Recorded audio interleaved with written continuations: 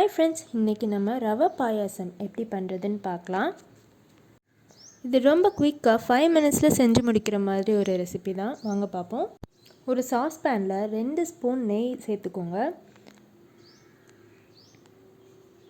இதில் கொஞ்சமாக முந்திரி பருப்பு போட்டு நல்லா செவக்கிற மாதிரி வறுத்துக்கலாம்.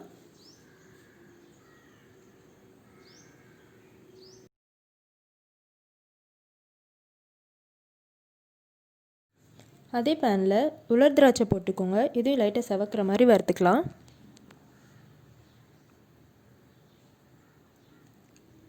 இது ரெண்டையும் தனியாக எடுத்து வச்சுக்கோங்க. இது நம்ம லாஸ்ட்டாக தான் ஆட் பண்ணுவோம். ஒரு பாத்திரத்தில் 400 ml தண்ணி எடுத்துக்கோங்க. இந்த மாதிரி லைட்டாக பபிள்ஸ் வந்ததுக்கப்புறமா நம்ம வறுத்து எடுத்து வச்சுருக்கிற ரவை, அதாவது 100 கிராம் ரவை எடுத்துக்கணும். வறுத்து எடுத்து வச்சுக்கோங்க. அதை கொஞ்சம் கொஞ்சமாக இந்த மாதிரி ஆட் பண்ணிக்கோங்க.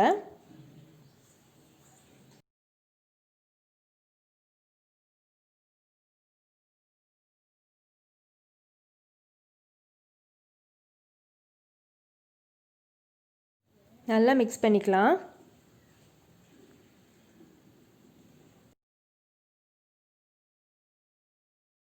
ரவை வேகிற வரைக்கும் நல்லா மிக்ஸ் பண்ணிக்கோங்க.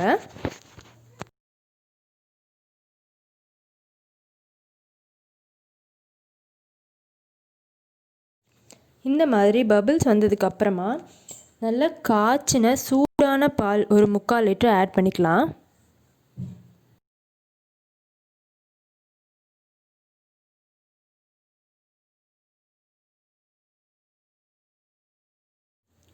நல்லா மிக்ஸ் பண்ணி விட்டுக்கோங்க.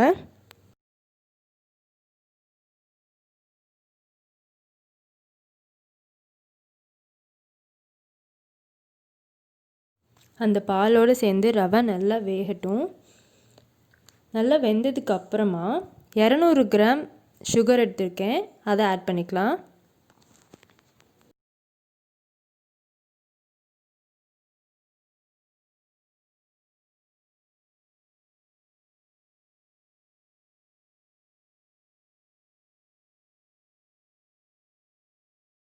இந்த மாதிரி நல்லா கொதிக்கிற ஸ்டேஜில் ஒரு 1/2 ஸ்பூன் ஏலக்காய் பொடி ஆட் பண்ணிக்கோங்க.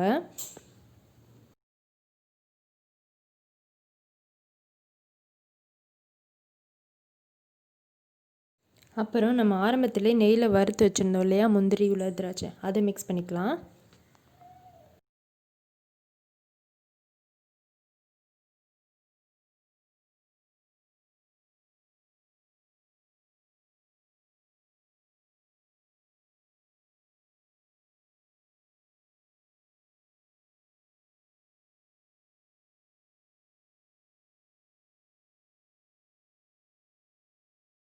லாஸ்ட்டாக 3 ஸ்பூன் நெய் ஆட் பண்ணிக்கலாம்.